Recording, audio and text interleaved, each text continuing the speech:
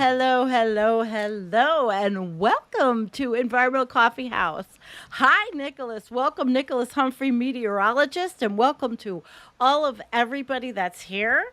We are ready for a kind of around the world tour. So take it away, Nick, and tell everybody what is going on with you. We've been waiting. Yeah. Hope everyone's doing well, and it's nice to be back. It's been a little while, not too long, but a little Oh, while. We did the State of the Planet, I think, last time.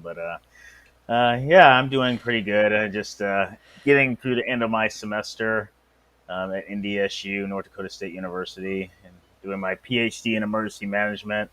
So that's what I've been up to. Been pretty tired, very busy. we're happy for So, that, though. It's yeah, good stuff. Hey, it yeah. keeps you from thinking about serious nature of everything on a every day, every single day. You're doing something productive, and I really love it and appreciate it. Yeah. It does keep me busy. Yes. It's a point where I have to like make sure to check in and see what's going on in the world around me because it has been rather crazy to see some of what's going on in the world of weather Oh and yeah. climate lately. So Oh yeah, we have a trip around the world for sure. We've got India and we have Australia and um we have California and we have the United States tornadoes and oh my gosh. So, what would you like to do first? I've got everybody in there: Rich, Diana, and Jordan, and Kim, and Dolores. Hello, everybody. Rollins, Witch, T Bone. I can't even get all the names in. Nobody. Hi, nobody. All right. So, take it away, and let's look at the let's look at what we've got. Let's take a little trip around the world. Okay, so the first thing, which is not even showing up great, but you want to talk about what the heck is going on in India, and please enlighten us from a meteorological point of view. Seriously. yeah, yeah. So India last month and this month, current and right now, have been experiencing some amazing near record or I think last month actually they had the hottest temperature ever recorded in India in the month Oh of my March, God. and now they're having this extreme heat now in India and Pakistan and parts of Bangladesh this to end this month, and they're experiencing temperatures and across multiple Indian regions exceeding 45 Celsius. So that's 113 degrees. So they're getting like temperatures 113, 114, 115 Fahrenheit. So very, very, very Whew. hot Yeah. across that region. Death And hot. yeah, Unfortunately. there's been threat. The heat wave I think is supposed to continue through the beginning of next week, and there Oh could my potentially God. be temperatures exceeding 115 in many places over the coming days. And what typically happens is they have the monsoon season, but before later into the summer, but before you get the monsoon, you have the continent heats up. So the continent heats up, and you end up causing a lot of warm air to rise, which then Mm. causes this onshore flow to come ashore, and that's this seasonal monsoon. And the monsoon's actually all year round. It's just offshore winds, and then you get onshore winds as the Indian subcontinent heats up. But obviously, with global warming, you're getting more and more heat Oh, across the entire planet, and particularly in Asia, where these pre rainy seasons are just getting hotter and hotter. You're getting very, very high temperatures and across India and certain times of the year, and parts of Southeast Asia get extremely hot as well with temperatures over 110. And that's yeah, you gave it's like me getting humidity too when you're on the coast too. You get a high humidity, so it gets you very, gave very me this. hot, and you can get risk of of heat exhaustion and heat stroke for a lot of people that don't necessarily have access to air No. And conditioning. aren't they running out of coal? I was listening to a report out of India that coal, they can't shovel it in fast enough to keep the plants going Oh, to really? take care of people. Yeah. Yeah, Yeah, that was something today. And then they're talking about the food, the world's second largest producer of wheat. They only export a bit, but it's for their country. They feed their people. So it's yeah, pretty it's a wide reaching, and there were fires in yeah, New Delhi in the landfills. So then that's the added extra bonus of all that crap in the air. Oh my god. So can yeah. I ask you from a meteorological point of view, where you think the continent can go? Can they recover from this kind of, is this going to be an every year constant thing? Well, I mean, the thing with that's the thing with climate change. Like the this Yeah. pattern of heat, and then the rainy season comes. It's normal. The pattern itself is pretty normal, but because of climate change, it gets hotter. So you're getting all of this extreme heat before you get the rainy season and the rains that come later in the Mm. monsoon cycle. So you're dealing with these extreme conditions where you get all of this heat that threatens the crops. Then you get the heavy rain that can Hmm. cause erosion, more erosion as global warming makes heavier rainfall events. So you get more extremes in what is a normal pattern, the monsoon cycle. So Wow. for places like India, places like Southeast Asia, um, That's it's fascinating. it's a bigger problem to um, have to deal with this cycle that's very normal, and they grow their crops based on it because they're dealing with more heat stress and stress from rain and erosion. So and yeah, again, and also the La Nina cycle, and also Very. there are certain parts of the Indian Ocean, particularly the southern Indian Ocean, more the southern Indian Ocean. So this wouldn't be as much, I don't believe, an issue for the northern Indian Ocean. You also have an El Nino type of cycle in the Indian Ocean as well that can affect Australia. So, and I know Mm. Australia is dealing with some of the effects of La Nina right now Oh yeah, they are. with more They've got a mess. They, with but more you know flooding what? rains and stuff. Well, right. Let Hmm. before we go to Australia, Hmm. we've gone through heat. We were talking about this. We were talking about the cold, and somebody in the audience, Chris Bobbins, said he's cold, and I believe you're in the UK. Chris, wait, where are you? I thought he was in the UK. So, record setting cold snap that had hit. I thought we could go over to Europe and talk about that a little bit.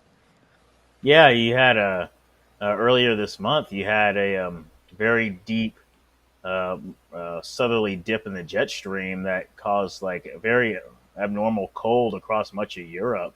Wow. And I know it caused some crop damage in parts of France, I believe, just because it was relatively late freeze for them, and it caused all those problems. So you have this very wavy jet stream, and I mean, I know that a lot of climatologists are still trying to debate like how much of um, climate change is having a role in the jet stream. But I from a meteorological perspective, I understand the reason for that. It's because of the very high variability that exists in that system as it is Ah. in nature. Like if you removed any sort of climate change component, it would Okay. be highly variable in and of itself. Um, Anyway, and so the so trying deniers to, seize onto that. yeah, yeah, They do. Trust me, yeah, I see it. well, they seize onto anything that can produce that goes beyond just like normal scientific doubt and discussion and debate, and to trying to deny that climate change has any role to play in anything at all, which is not what we're getting at. Because Sure.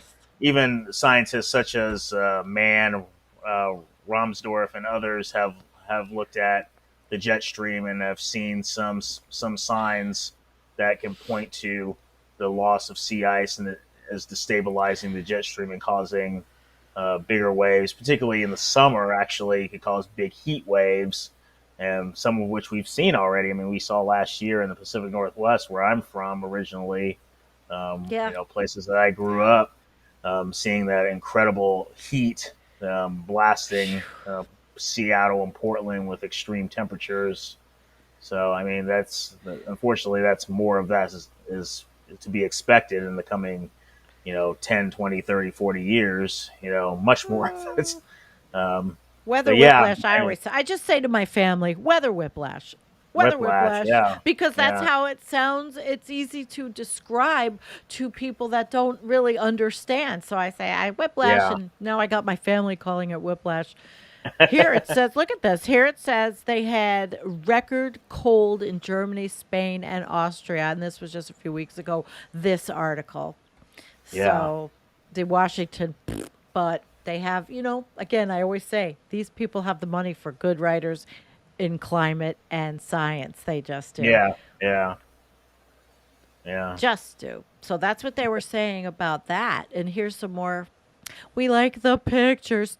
Temperature differences from normal March 16th to the 31st to April 1st to 4th. Let's see if I can make this bigger. Just see that? yeah. A few That's weeks pretty makes a big freaky. difference. Heck Yeah, yeah, it did. Wow. abnormal warmth in mid to late March to very abnormal cold in early April. Yeah. It's very, they So said, very damaging. And so what happens, we have to really, I don't know what that thing means.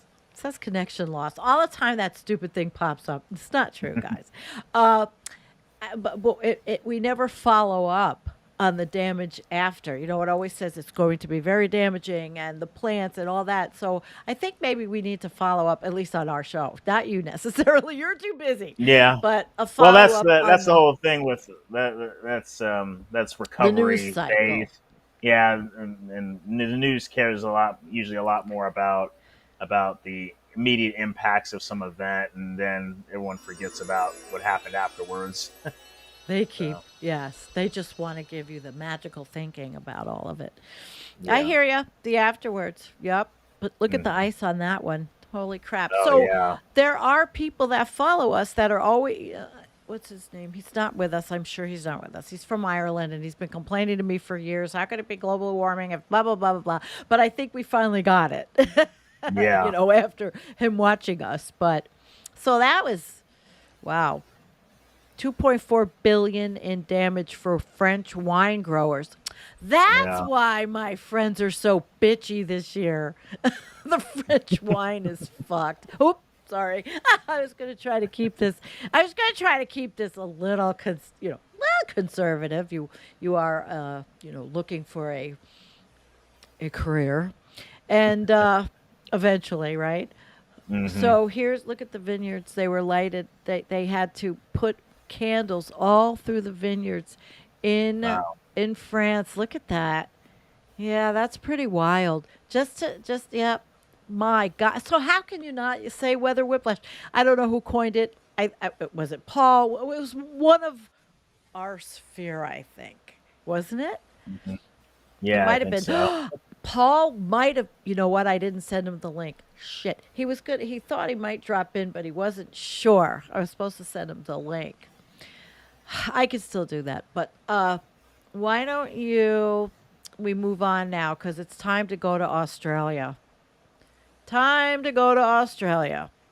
Why don't you give us a whirl on that one? No, lots of rain and flooding.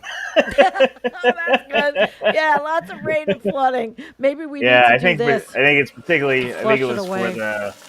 I don't have it pulled up, but I think it was more for the eastern part of the continent. But Oh, yeah, they're I getting. I may I may have that graphic. I think Hmm. I have that graphic. I have that graphic. Well, I don't know if this really shows it as much. There's two graphics. This Hmm. one, if I can make it a little bit bigger. This one is the Aussies have been warned to brace for more wild weather and with a dangerous combination of events potentially happening for the first time in almost 50 years. One in a 50-year weather Mash Australia. Yes. But there was another one. You're right. There is another graphic that showed, well, let's see what Oh this one yes, shows. Is this yeah, one the one? yeah. I'm looking at it now. All right. Yeah, You want look, me to try to make it yeah, bigger, bigger, bigger? Move it yeah. Much over of a little Eastern bit. Australia. Yeah, getting a lot Let's of rain. see. Yeah, Oh, wait. it actually makes sense with La Nina because it Uh-huh. tends to produce suppress a lot of precipitation in the eastern Pacific, and have a lot more precipitation out in the western part of the Pacific. So yeah,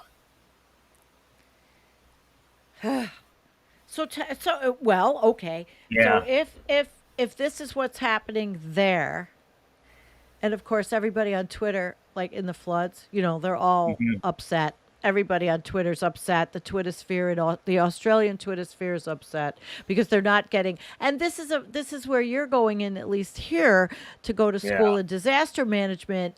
There's a lot of complaining about. I don't know if there's anybody from Australia here with us tonight, but there's a lot of complaining about the government not meeting the needs of the people. Really, Yes, and the yeah. insurance. I'm just sending Paul a note. I forgot to send him to link. I'm sorry, but I didn't think he was going to come with us anyway. I could try. I don't know, guys. I had Paul on the ropes too, on the hook, but Beckwith is Paul. Paul Beckwith. Yes, yes, yes, yes, yes, yes. All right, where do you want to But go yeah, next, I can. Nick? But yeah, typically with La Nina, you get stronger than normal trade winds.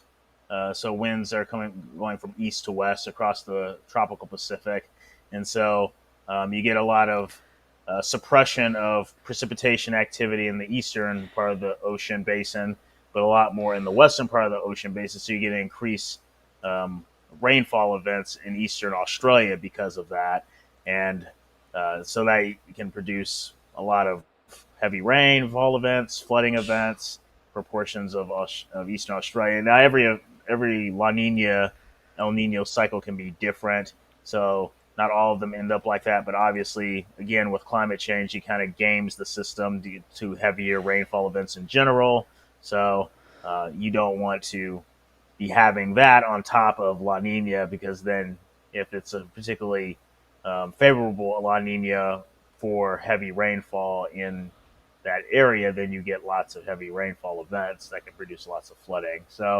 Um, so that can be kind of the connection between El Nino and La Nina and global climate change. It takes these natural. I always try to explain to people like climate change is sort of happening in the context in the background. You have all of these, cyclic events going Yes. on in the system, and then you Mm-hmm. have the context of climate change in the background that makes things more extreme, with the exception of maybe cold temperatures. But even then, you might have certain issues with the jet stream that produce abnormally cold conditions. Even though your record lows on planet Earth are decreasing as record highs increase on across the planet, you can still have these abnormally cold events because of a destabilized jet stream too. So particularly in the northern hemisphere because of the sea ice Oh, loss of sea ice extent. there's a whole other thing. Peter Carter has a whole piece today. There's an article that I saw pulled up, and Jennifer and I will hopefully cover on Sunday because we do have a show on Sunday, and Mm-hmm. yes, that's making it a nice mess. Kevin's here with us. I think Kevin Hester. Hi, shout out to Jordan Perry and Trev and. Kim and thanks, Trev. He says, I've been a long way since the lawn chair and the backyard rants. Thank you so much. All right. Yes, I have. Yeah, I have fun with technology. But I was telling Nick earlier, it's very hard to get these shows done and now the outside because winter's gone. So now it's time to do everything that has to be done. And Mm-hmm. feel free to come visit. Western New York, guys. If you want to put a pair of gloves on. Yeah. Hey, Nick, if you ever get a vacation, come on out and bring that lovely boy of yours. That would He's be so fun. cute. Your son is so cute. Yeah. Well, you Yeah, said I would next like year to. maybe. Yeah, I remember talking to you the other, a couple of weeks ago about trying to get out there for the eclipse in Oh, 2024. It's going to yes. go right over Buffalo, New York, and go right over your area. Actually, you'll see the eclipse. I think at your house. Yeah. Um, but I don't know if I'll be able to go because it's in April, and April 2024, I'll probably be defending my dissertation. So Oh I yeah, don't know if I'll be able to do it. well, maybe you'll defend your dissertation and then come here. Yeah, Yeah. Yeah. maybe I'll be able to defend it and then go before the eclipse. So that would be, Oh my gosh, to have your yeah, little family would be lovely. It would be. yeah. It would be just lovely. I am I look forward to people coming to visit.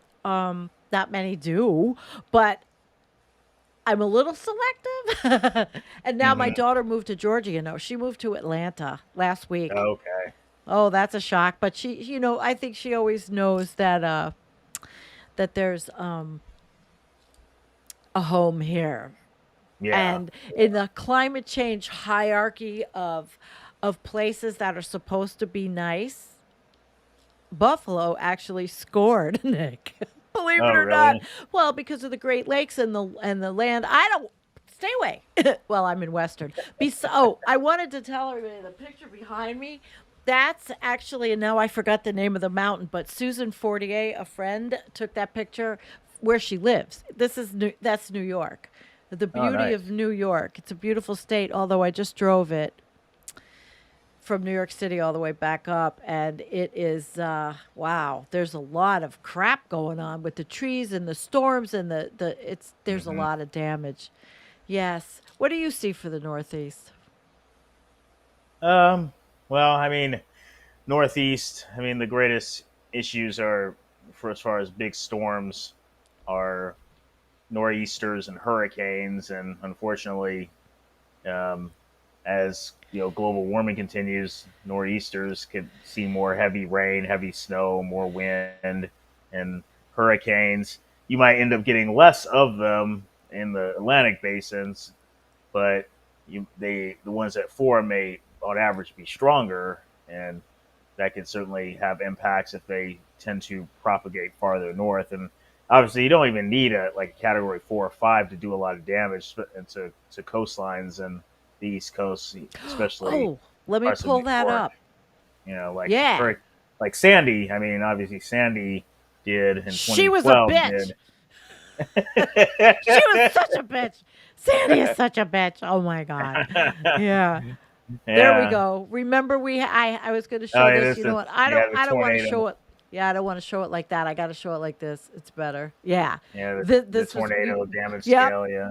I said here we are on the National Weather Service page, and what do you Yeah. see? You see, well, timelines and where they happen, but you see right Hmm. away, okay, wind speed. So you know the level of how screwed you are by a tornado depending on this. And it The shows you level all of the damage. pictures. Yeah. Yeah, the level of Yeah. damage. Look at that. So I would Yeah. say, yes, go ahead, hon. I was gonna say I actually had to do some in school, learn a little bit of damage indicators and stuff. Like had to identify based on visuals of whether I was looking at EF2, EF3 damage or something, EF4, EF5. So yeah, yeah, This it's tells you definitely. all about it. This is a pretty good Hmm. website. I mean, I know because they're scary because I lived through it. I think it was an EF1 or between EF1 or EF2, but again, we got a lot of property damage. We didn't get, thankfully, the house, wasn't that bad. The house Yeah. wasn't that bad. It could have been a lot worse. So tell us, you were also talking about your area. What was going on in your area? Yeah, we're having a lot of crazy weather here. I mean, this part of the country, it's not abnormal just because of the flat terrain in this area, and the nature of the rivers, numerous rivers here to get flooding. So we're getting a lot of flooding. But Western North Dakota had a huge amount of snow a couple weeks ago. They had like 2 feet or more of snow That's fall in a insane. very, very Holy short shit. period of time. And uh, and so there's a lot of flooding in eastern. North Dakota from snow melt. Fargo is fine, Uh, but areas north. Virgo. Does everybody talk like that? Virgo. Okay, I'm sorry. I had to. Couldn't help myself. Do they talk like that? Is that the Man, accent? I mean, there's some people Virgo? with sort of northern plains accents up here that start to sound Canadian-ish up here, but Canadian-ish. yeah, You know yeah, that I had a stereotype. Sorry. Took a walk to the silly side.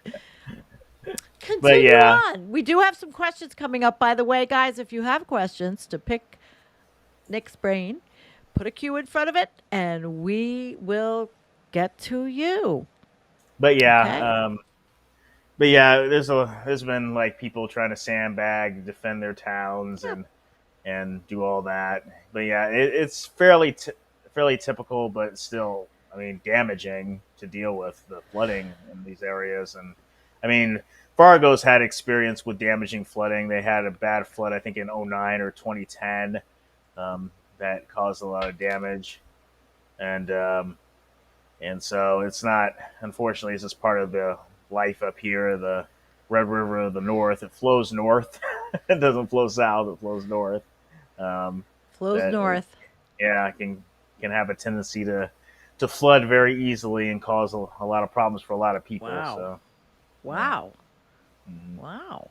So, what you had some pretty was the weather out of the norm up there, did you think? I mean, you've only been there. You haven't There was your first winter, right?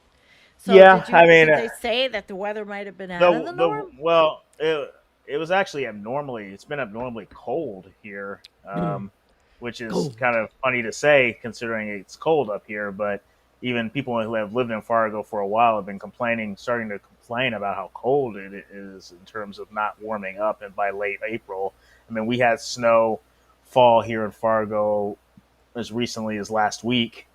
Oh And no! so yeah, so I mean Last it. week.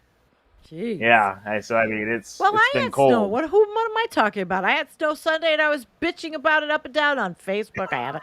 I'm a compulsive person with videos on Facebook. I'll put them on and then I now have a chronology of how life used to be in April, and I was riding my motorcycle to runs, and how now at the same time I'm watching it waiting going, "Oh god, when is this shit going to stop? I got to get Yeah, outside." Yeah. yeah. And I mean, one thing I could note is that there's been quite a bit of a swing. You know, we've gone from having a very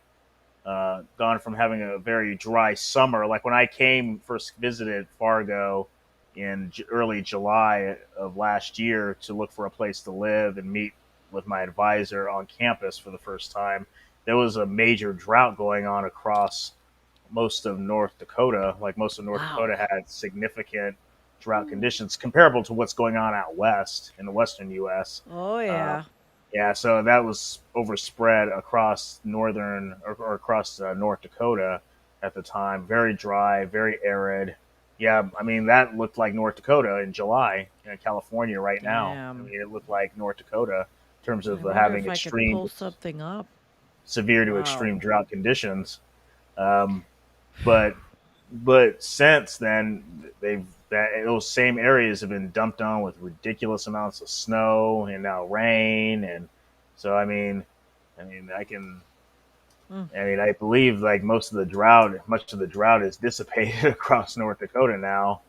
Yeah, most of eastern half crazy. of North Dakota is Good. totally drought free, and while the west is still in some drought, it's not nearly as bad as it was earlier in the season. So, I mean, you can have those wild swings between having drought that tears through your cropland to getting heavy rain, heavy snow, and then who knows what's going to happen this summer. That's the thing. We Seasonal don't. predictions can be kind of iffy, um, but I mean we're still dealing with chilly, wet weather here, so maybe that's a saving grace for as far as not having to deal with more drought. It's a lot of rain, a lot of snow melt at once, so people are dealing with flooding now as opposed to drought. Yeah. Well, You know. Karen just said, and I want to put that back up because Derek Jensen talks about how important it is to have baselines. Know your land base, you know what's going on, even without science telling you. But Nick is in disaster management. So that actually does go along with what you will be doing. You will be knowing your land base around, the area where you're going to be working. You will know all those things. Oh yeah, Yeah.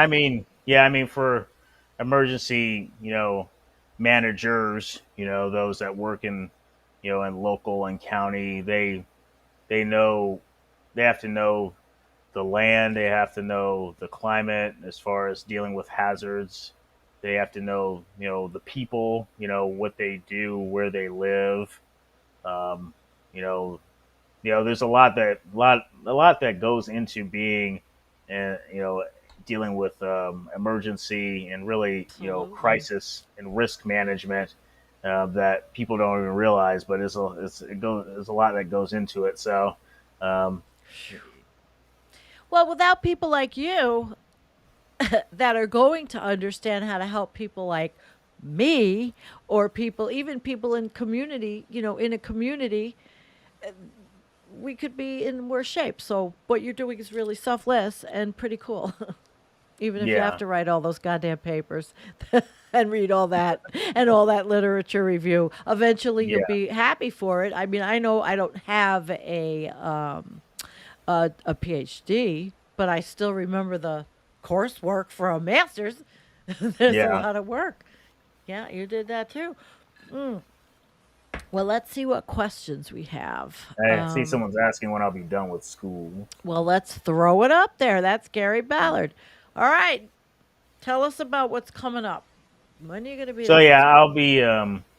I actually just submitted my plan of study, my schedule for for coursework, and my credits and stuff to the graduate school today, which is kind of a milestone. You do it at the end of your first year of your PhD program or master's program if you're a master's student.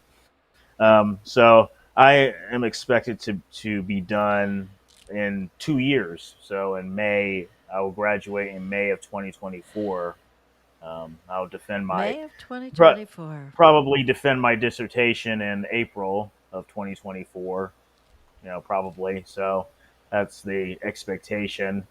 And yeah, I'll be done with coursework for the degree at the end of next year, or next school year. So the by this point next year, I'll be done with courses. So completely done Oh, with that's great. classes. Yeah, and Good.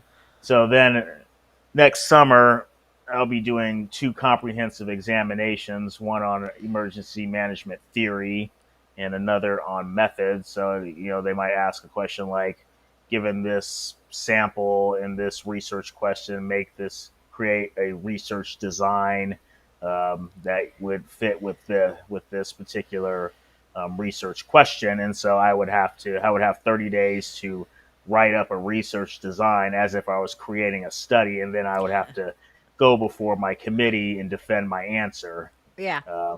Yeah, so that's basically what it is. You And like it's pat. Rich's 12 It's it. seconds? Yeah. So yeah. So it's pass, or pass for revisions, or fail. you, You're you not going to cannot fail. fail. You're not going to fail. I do have a question for you. In 2024, when you graduate, what do you think we will be at as far as ppm? Do you think, 'cause if we're now at Mauna Loa and we I, are I mean, measured we're at at four. 422? We're 420. Yeah. I mean, Yeah. Now, so I mean, where do it's you think going. we'll It's be going when you up. graduate? I mean, on average, it's going up 2 to 3 ppm a year. So I mean, minimum, 2 ppm. That would be like 424. So it could be potentially 426, 428. I mean, especially if you get an El Nino. El Nino tends to warm the planet, so a little bit more. So plants tend to expire, will expire, and um, or not ingest as much carbon dioxide. So the carbon dioxide builds up a little bit more, so you get a little spike in your ppm and during El Nino years. So I mean, yeah, I mean, we could definitely be crossing 425 So by you'll be graduating, is it 2024. safe to say, with the potential to have a gas mask? Sorry. I couldn't Yeah, help myself. Or we'll be in a boiling cauldron of methane. Oh my gosh. If you don't make light of stuff, I yeah, find that you have to. You have to. It takes me through the day. Not making light of your education, of course. No, no, no, no, no. Making light of everything. Somebody had said, I love this one. Um, President Humphrey has a nice ring. And immediately I thought, well, you're in disaster management, right? yeah. They're not gonna. Boom, boom. President Humphrey. I mean, this is a disaster. You'll be a disaster management president. It'll be like, yes, Yeah, absolutely the best. they Yes, came. yes. Boom. It, it was a big deal to get a former emergency manager to become a FEMA director. The first one was under Clinton in the '90s. I mean, there were, before that it was like political appointees, and then I mean, obviously George Bush, W. Bush came in, and then they had a basically political appointee during Katrina, and we saw how well that went. Oh And, yeah, that really went well. yeah, Oh sure. yeah, yeah. Well, I mean, oh my God, what a disaster. yeah. So I mean, We need yeah. you. I mean, interesting thing is we were talking about it earlier this week. Actually, the United Nations Disaster Risk Reduction Hmm. Office they came out with I think it's a yearly report that they do on the state of the planet, so to speak, when it comes to the idea of reducing risks to populations around the planet because of ch- of, of hazards related to climate change and ecological problems and stuff like that. So, I mean, basically, the report was like everything's going in the wrong direction. This is like, oh, really obvious, right? And I mean, in in in my program, we teach about sort of six dimensions of preparedness, being Okay, in a state get that's into this. get into a state of readiness for response and recovery to and from a disaster of some sort for people. And those, you know and really I can go over them, but really the most important dimension that matters for people seems to be physical and mental adaptive capacity, the ability to actually um, rapidly adapt to changing circumstances and situations in your environment, and basically remove yourself from the hazard, from the danger that's causing you potential harm. And for a lot of people, that's very around the world, that's just very difficult to do because of pre-existing They're doing conditions. it in Ukraine. I mean, they've Yeah. had to remove themselves or die. And not that I mean, war is not weather driven. Oh yeah, yeah. I mean, war is its own I mean, that animal, that's a unfortunately. disaster Yeah. management. That's, I guess, military disaster management. It's Realistically, we a are a it, six. yeah, it's a humanitarian crisis being caused by a government that wants to go to war with another government, basically, and the Right there, people you go. are stuck And there. But yeah, I mean, basically, mm, um, unless you have help in the case of Ukraine, if you want to talk about that, people trying to remove themselves and being able to go to another country for to get yeah. help. If you look at Bangladesh as the ocean warms and the ice melts and the water rises, you're going to Hmm. have lots of people that are going to have to move to other places, and Oh, are oh, they going to be welcomed in those places? And for people that don't even have the resources to move, how do right. you help them? And that's a situation for a lot of people. A lot of people don't necessarily have the they may not trust their government to help them, so that they may have pre-existing like cultural attachment to the place that they live, and Yes, true. there's no appreciation for that by the government, that to protect them or protect where they want to stay if they choose to stay.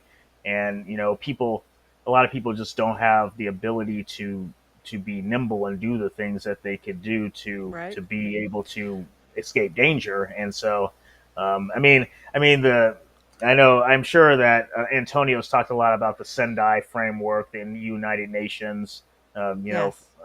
framework on disaster risk reduction, and it has all these lofty goals, but a lot of those lofty goals require money, and Yes, and they and do. a lot of you know governments that are responsible for a lot of the climate change, like the United States, like China, like a The lot of big guns. the big guns don't necessarily want to dole out the money to help the little guys, the little countries, So, the in other less words, developed Paris countries. will never. The Paris Yeah, Agreement is like written on a piece of rice paper blowing in the wind.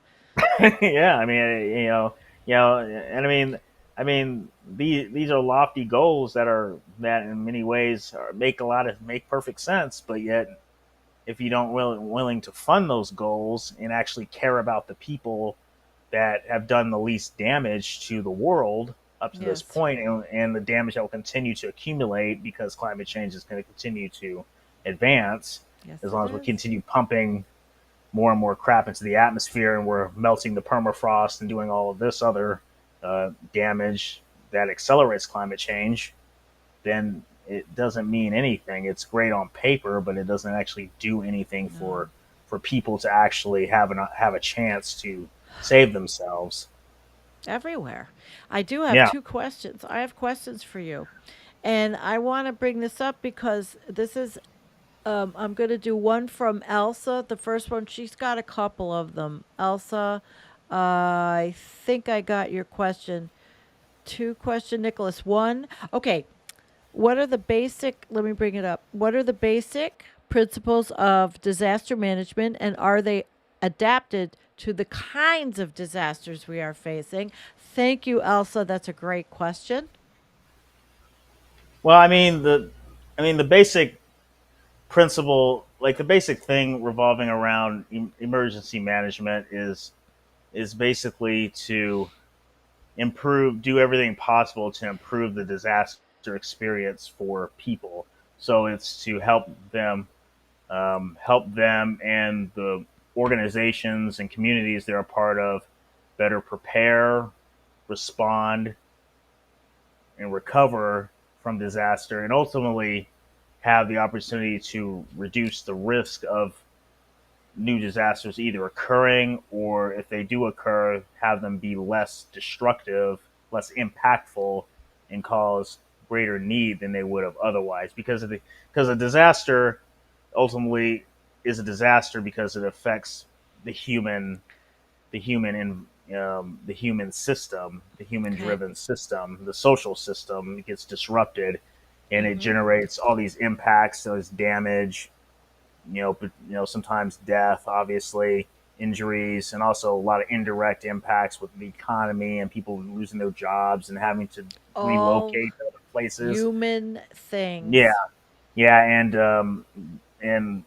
and all human these centered, needs, people that need. need help and need assistance, going from being rescued immediately after an event is over to Yeah. needing help with long-term sheltering and food and relocation and just maybe just plain money to help them get through a situation. Oh, And so I mean that's really what it's all about at the end of the day, is trying to improve this experience instead of having all of this reactionary, oh, we don't okay. do anything, we get an event and then we don't even know how to help people after it's over, and people are waffling Are around we trying to figure it out. adapting? Is your Um, education yeah, adapting? Is the well, I curriculum mean, at my university, at least, they're what they're teaching here would be extremely helpful elsewhere, but okay? unfortunately, most universities are not teaching what they teach here. This is one of the reasons I came here, actually, Really? in terms of like a holistic approach to emergency management and actually Oh, I like really that. trying to get at the core of what people need and the Mm-hmm. experience of people. I mean, there's some programs that get pretty close. I think this one is the best, but Oh, I that's mean, as beautiful. far as like globally, um, there there really isn't.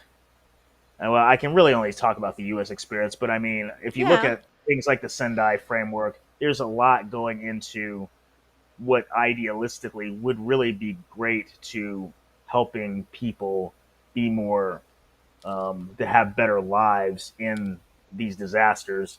But at the end of Hmm. the day, it requires um, people, in democratic societies and their governments to care about being forward thinking and thinking a little farther into the future about really reducing, Ah, doing everything you can to reduce the risk. I mean, reducing risk would mean tackling, really actually tackling climate change. It would really mean tackling biodiversity loss. It would mean tackling the things that are continuous through our society, continuous problems through our society. absolutely. Tackling a disaster isn't dealing with the disaster as it's happening or after it's happened. It's dealing with these pre-existing conditions. I mean, we could go on about socioeconomic problems. We could go on talking about issues of racial or ethnic strife, and not just the U.S. but all parts of the world where Hmm. minority groups get marginalized. That marginalization through Yeah, who they are as people, that's their true. It's not, economic nothing's marginalization, fair. all of that will ultimately spill over into the disaster context where you get a disaster. Who suffers the most? Those who were marginalized before the disaster. It's what You have we to deal with see. all of those things, and that means like completely like restructuring society to deal with things from a justice issue, a social justice issue, and most countries don't want to do that because they may not, they don't, the majorities don't always care about the minorities, Oh, it's very sad. and, It's and it's true. sad. It's a And it's sad hurtful because they thing. don't even care about themselves because helping their minority populations ultimately helps everybody in the society, have a better experience with disasters and maybe make disasters less terrible. But You were talking about West, what the democracies, right? That coordinating for disaster management, and I don't know why, but my mind just it popped in that democracy. That's the next thing to go to. That's the next thing going extinct. yeah, Just yeah. I that mean, sounds terrible, but I mean, you've always had. I it mean, is. even in democratic societies, you've always had this issue of oligarchies trying to like this big money politics trying to dominate. I mean, you've seen it really dominate countries like Russia, for example. But even in the U.S., I mean, you have so much money in politics. It looks cleaner than say in a more forward, visible authoritarian regime, but it's still pretty authoritarian in the United States as far as who is in control of the politics. That's why we get stuck with Democrats and Republicans. You can't get anyone else to have a chance because they don't get the money. Because guess who Nope. controls all the money, all the Yep. resources, all the funding, all the Yep. everything. Yep. And Even then there's the UK with, I was looking at Australia, the news, and then there was the prince was in Australia and he was making a comment about it. And I'm thinking UK and Australia. And it's just, it just seems to me that that's the human traits that are not going to go. So you're yeah, working within those parameters. yeah, and Um, I mean we've even talked about this in our classes. About basically the kind of things we would want to do as emergency management scholars that we think the government of the U.S. should do that could dramatically make the disaster experience, if you will, better for people in this country. Would all require tons of money, and the country's great at spending money on wars and other things. Me and some other students pointed that out. And great at spending money on wars, but not right. on emergency management. And I mean, you can. this question I is mean, you can have perfect. emergency management agencies at like local and county levels that get Yeah. barely anything, and the police get all the money. you know, Wow. the fire department gets all the money. I mean, you need police, you need Well, you need fire, the fire department. I'm not so sure we need yeah, police. I mean, Not the yeah, way it is now. I think the in the fire, United States, the yeah, police, the whole yeah, idea has to be scrapped and redone, but yeah, we won't yeah, see that. yeah, because All yeah, right, really police, quick. really Yeah. quick here because you were talking about this and Elsa, and there's a lot of questions here. Second, it was how do we advocate for the most disenfranchised and vulnerable in a context of crisis and collapse, and everybody's asking about that, and also disaster management. Gary's, if you could Mhm. do that. Disaster management is like dealing with acute events, but I'm guessing without reference to collapse. So I would imagine that in the school, are they teaching, and somebody else had that question, are they teaching about the fact that things could just go collapse? No. No. So it's I not mean, tied I mean, together no. in one thing. I mean, the issue of acute events that are handled in a reactionary fashion. Yes, they talk about that. But I mean, emergency management is is really trying to do everything possible to reduce harm and Harm for need that. to people, and that's really what it's all about. So, I mean, if and when things get so bad that you have a collapse to where there is no way to do anything, Mm-hmm. from at least from a governmental perspective, Right. then it won't matter. But even when you have like I mean, Yeah. Hurricane Katrina. If you think about Hurricane Katrina was what we would classify as a catastrophe. It actually caused a It regional was. devastate level of devastation, and it was so extreme that you had basically no ability for local governments to have any sort of meaningful response. And so what Wow. happened? You just had people. You had people just people help people. That's so even when you had a very perhaps brief collapse of of government Yeah. structure, government ability to respond. The fire departments left inoperable, the police departments left inoperable, the government organizational traditional structures are inoperable because they've all been destroyed, and all you have left are just people you know, running around. They ended up socially interacting with each other, trying to do everything they can to help each other in that time. So, I mean, when you talk about collapse would, from would not happen uniformly across the entire planet all at once. It Mm-hmm. happens in pockets, and you might get reorganization of people that end up doing things to try to handle the situation to the best of their ability Okay. to help fellow people. I mean, I think most Right, people think but of collapse, they think of people like running around, you know, shooting at each other and everyone height, and then with their like, you know, all of their like, hundreds of pounds worth of food and water, and everything, okay, gotcha. but at Gotcha. the end of the day, none of that. Well, most of that is doesn't happen. And when you have like a collapse of government structure and government ability to act and be present, All most of right. the time people just help So is people. that, but is that covered? Is anybody putting the big picture together in disasters? Is it taught that everything is connected? I'm sure they're not teaching that there's going to be a final, this is the way to collapse, and all these events that you're learning about helping people Oh, is from just part of a bigger picture.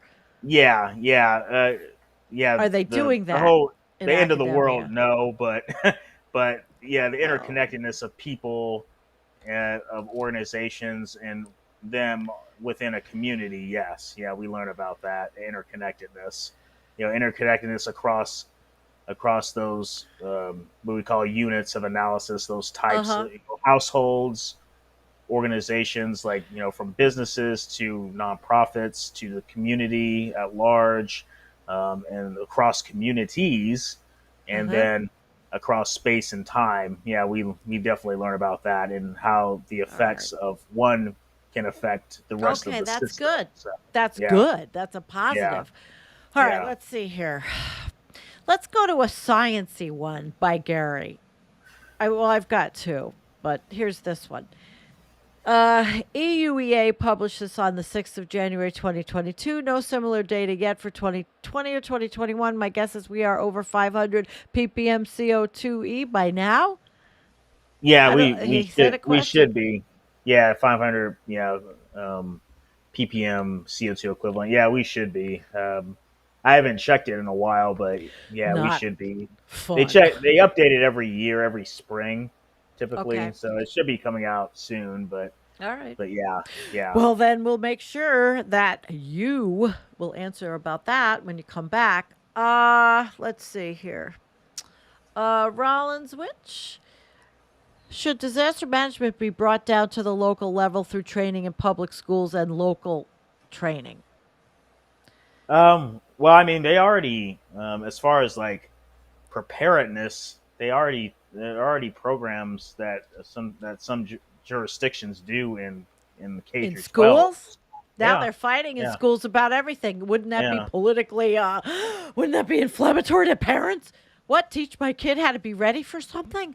Oh my god. People will make a fight over everything, I suppose. But Yeah. I mean, I'm actually I'm actually having to do a presentation on next Thursday on preparedness tasks, Really? which is K through 12 education on preparedness in schools. I had to read a bunch of papers and I have to give some key takeaways. I have to do that presentation for class for my preparedness theory class on Thursday. So yeah, that's Good actually luck. interesting that it gets brought up. Yeah, but yeah, I mean, basically, a lot of it involves um, teaching kids agency. You know that what they think and can do matters, and obviously assessing their knowledge of the That's hazard good. and knowledge of what to do when there's like an earthquake or something like that. And So yeah, teachers are doing something else besides grooming and teaching critical race yeah, theory. Okay. Okay. I just had to check. You have a kid in school. Just had to check. Which we just heard.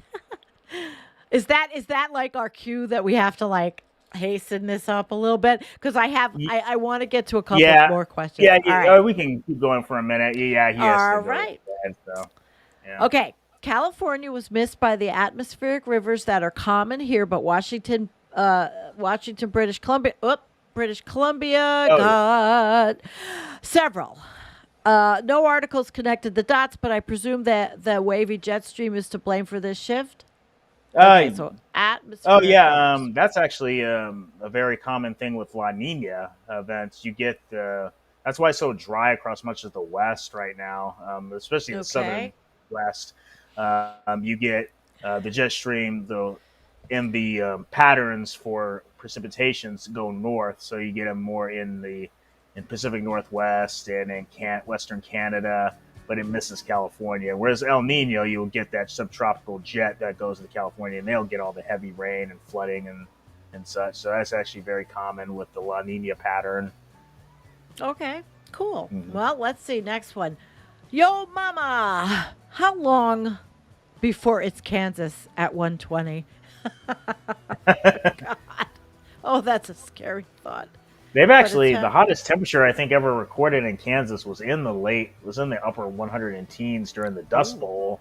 So Oh, I mean, well, eh, okay. yeah, I mean the Dust Bowl is kind of the benchmark Ah, for the central U.S. So if we start getting Dust Bowl numbers again with like if you had that heat dome that happened over the Pacific Northwest, if that happened over the Midwest, that would probably give you Dust Bowl type numbers in terms of hitting 115, 120 in Kansas City, Lincoln, Omaha, pretty Kansas. heavy. Yeah, yeah. Hopefully that does not happen, but probably will happen at some point, unfortunately, which would be Oh, terrible for crops. And I mean, it will probably happen God. during a pre-existing drought when you don't have very much moisture and the temperatures can just get really hot. So Jesus. Scary.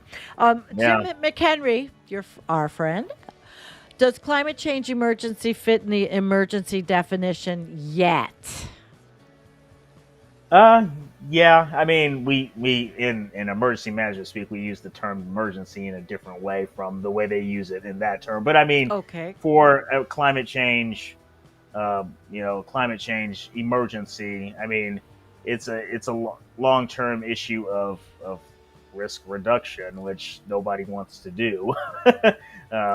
But I mean, it's getting without any sort of means to do anything, then it's just going to continue to get dramatically worse. So Yeah, but yeah, I have a fellow PhD student. He's out of the Bahamas. He he's very concerned about climate change. I mean, he was a responder during Hurricane Dorian in 2019 before he came to school in North Dakota. I mean, he's straight up born and raised in the Bahamas, and he had to see the destruction and what Hurricane Dorian did to there. He's big Damn. on preparedness for small island nations and has concerns Okay. about climate change. So Well, yeah, yeah, and that's rightly so. Rightly so. yeah, All right, let's see. I think we're doing pretty good, guys. I actually uh could I'm yo mama. I What's the emergency plan for Putin's nuclear bombs? We can't even begin to go there, yo mama, and you know that. I think we have a good one to end with. Field B. How about a disaster experience theme park? It could be a really big draw for the apocalyptimus crowd. Soon, bigger than Disney. Soon in a neighborhood near you. I like that one. Thank you. Actually, that was really good. You get an applause there, Field B. Yay! Oh boy, that got loud fast. All right, well, Nick, how would you like to wrap up? Everybody, I want to just say thank you. Wrap it up. Take it away. yeah. That was nice being on the show again, and yeah, I mean, there's obviously just a lot going on. It's just, I mean, at the end of the day, we don't really know, how fast things changes are going to continue to evolve. We don't know the next thing's going to be. We just have to continue to help people, do things we can to help people, advocate for people, and do the things that are necessary to help those that have the most challenge at helping themselves, and take governments and other people, the rich, anybody with power to task about what they're doing to actually help people, so that because those people matter, and helping them helps all of us. There you go. That's a beautiful sentiment. Helping them because them is us and Yeah. can be us at any time. Don't forget. All right, and Human has said, "Divided we stand." Tomorrow, 9 p.m. It's a good channel if you are interested. It's political. Brian Weinstein, our friend, and David Price, who is a writer in DC. I will put up the link to Nick's Patreon for when he does have time away from all of that work that he's doing, to check out his writing. He is an author. And he also, do you still have that GoFundMe for school? Because, I mean, I know that's a huge expense. I do. I haven't advertised it in a while, but still do have the GoFundMe. Do you Well, still it's have the link there. for it? Okay. All right. All right. Cool. I have the link. I'm pretty sure I have the link. And, well, thank you, everyone, for coming. And, Nick, we will see you again. All right. Probably Nice sooner talking to than you. later, I'm sure. I'm Yeah, sure it'll probably. be sooner than later. All right. All right. Good night, everyone. Thank you so Good night. much.